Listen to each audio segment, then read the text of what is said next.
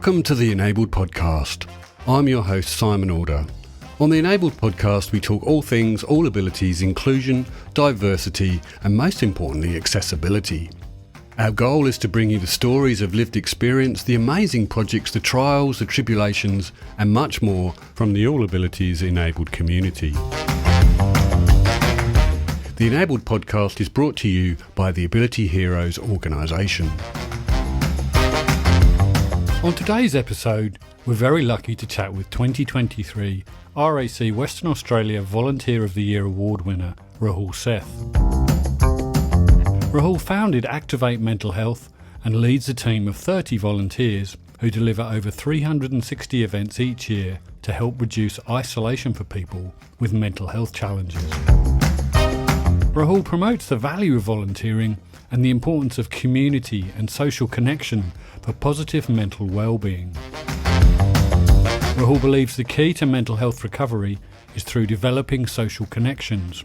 Rahul, welcome to the Enabled Podcast. It's wonderful to have you here.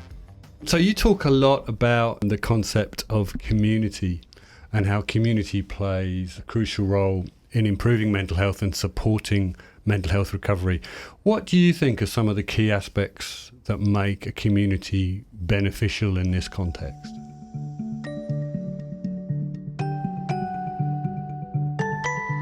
I think community stems back to our natural human instinct. So one of the things I like to say to people is that we've never really moved on from the tribal days of where we're hunters and gatherers helping each other out for the tribe. You know, the analogy I like using is how many people does it take to get your breakfast on the table? So there's the people that grow it, people who refine it, people who package it, send it through the distribution channels, go to Coles to stack it up, buy it off the shelf and get it there. And you're looking at quite a crew of 50 people, and that's before you think about the bowl the cereal's in, the table that the bowl's on, and the house is doing. It's everything we do in life is interconnected, and often the most root cause of most mental health issues is loneliness and stuff. So for me, community is the opposite of loneliness, finding people that you can bond with and share ideals together.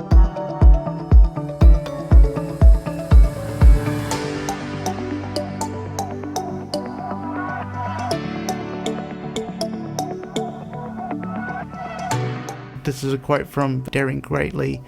"Connection is why we're here. We're hardwired to connect with others. It's what gives us meaning and purpose with our lives, and without it, there is suffering." So I think in general, when it comes to mental health, a lot of people promote the medical model of mental health, like getting medication, psychiatry, and psychology. Core thing that most people are looking for is just a group of people that they can connect with and share ideals together.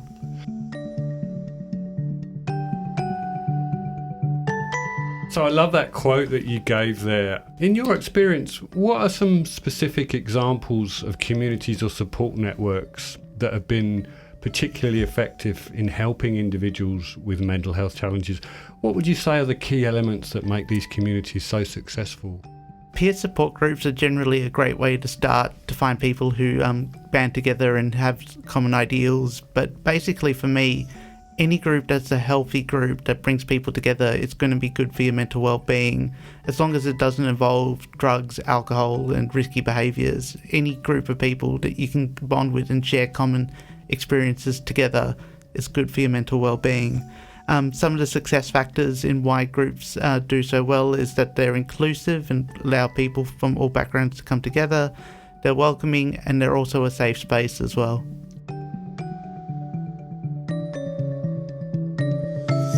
Okay, so we're back with Rahul Seth. Rahul, how can individuals facing mental health issues find creative support communities that really align with their needs and goals? What advice would you give to people looking to connect with like-minded individuals?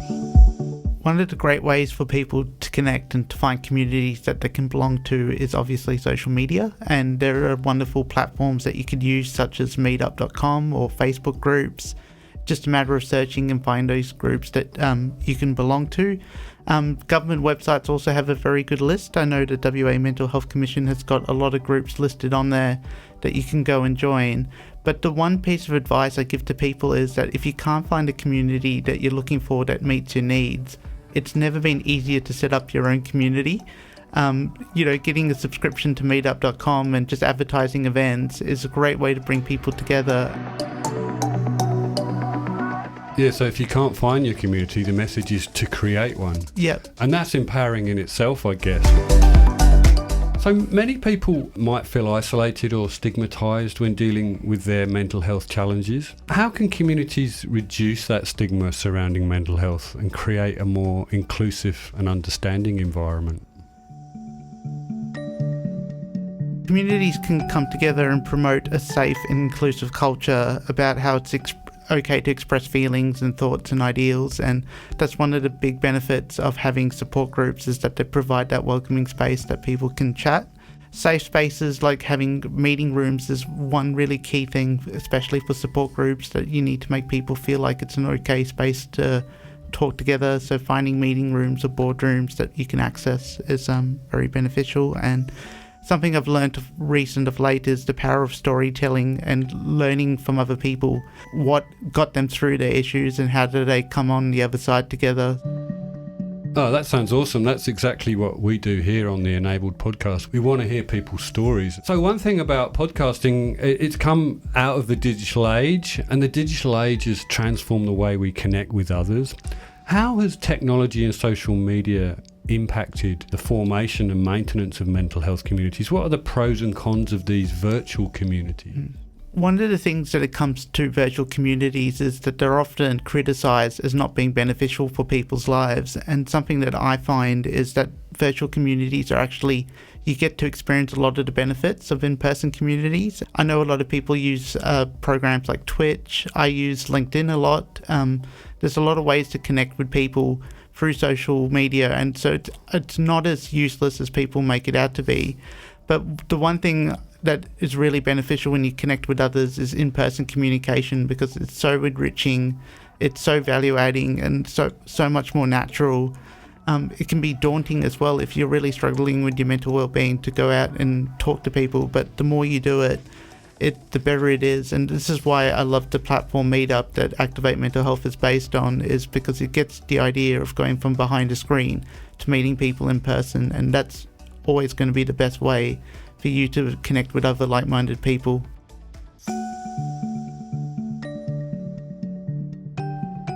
Yeah, so I guess the message there, Rahul, is that online virtual communities can lead to very positive face-to-face communities. Yep. And friendships and connections, and you get to tell your stories in person. So you've been in this space for a little while now, and you must have experienced a whole gamut of different things. Can you share some success stories or anecdotes maybe from individuals who have significantly improved their mental health through the support of a strong community and network? What kind of lessons can we draw from those experiences? Well, I've got 3 examples to share with you today. I'm not using real names to make it easier for the people who are being part of the group. First example is Adrian. So Adrian was very socially isolated, works in IT, doesn't have really the strongest of social skills initially, but he started coming to Activate events and finding a way to connect with like-minded people, enjoy board games, and then he took the step of actually becoming an event host, and since then it gives him really strong purpose and something to enjoy together and connect with other like-minded people. So Adrian's social life has massively improved through the volunteering opportunities that we've provided at Activate Mental Health.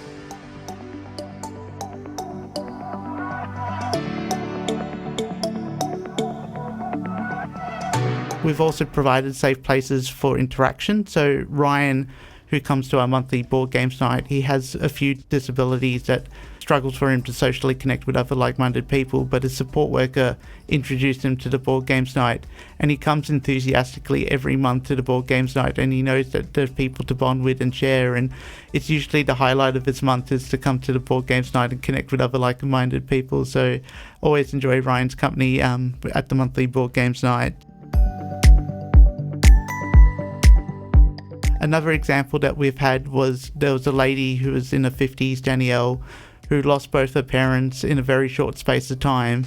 and she was overcoming with grief and didn't know what to do with her life because she was so caring of her parents. But she started using Meetup to engage with the groups, and one of those groups was Activate Mental Health, and she had positive experiences and her confidence grew, and now she's doing walking groups, she's doing art classes, she's doing activities through Activate Mental Health. So she's been able to overcome that personal pain of grief and trauma to really connect with like-minded people.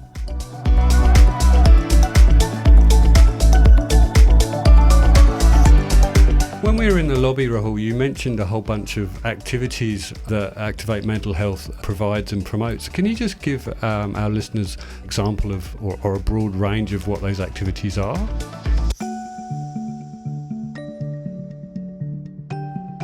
It's quite a broad and diverse range. So there are activities such as our monthly board games night. We've got a couple of our volunteers who run a TED Talk discussion group, which is really interesting. A couple of our other volunteers run a queer social club, which is a great way for people in the queer community to connect. We've got walking groups, we've got creativity sessions. One of our volunteers actually even runs study and productivity sessions, so he hires a space that people can come together and study together. So there's quite an innovative range of events that our hosts run, and it's basically whatever their interests are. The way I kind of summarized it up, it's like having friends on demand. Like, you advertise an event that you want to do with other like-minded people, and people come and join you. So that's quite a unique experience that you can just do whatever you feel like on a certain day with other like-minded people. Yeah, I love that phrase you use, friends on demand. And if people want to get involved with Activate Mental Health, what's the quickest and easiest way for them to access your services? Meetup.com is the best way to find us. So if you just Google Activate Mental Health Meetup, you'll find a group there. That's where we've got our 5,700 members on, and that's where all our events are advertised and you can directly RSVP to. We do have a presence on Facebook, Instagram and LinkedIn, but the idea is mainly to join us on Meetup and connect through there because that's the platform we run from. Oh, that's great to hear, Rahul. 5,000 plus members. I'm sure people will find someone of like mind to connect with. Look, it's been an absolute pleasure for you to come in and talk to us, and I'm sure some of our regular listeners will be getting in touch. Thanks for having me. My pleasure.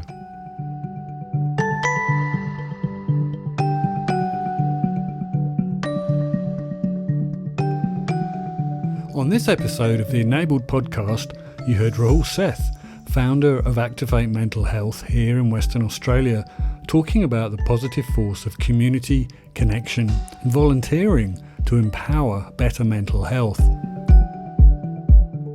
Rahul and his team of volunteers run many events throughout the year, and they would love to meet you. Thanks to Rahul for chatting with us today.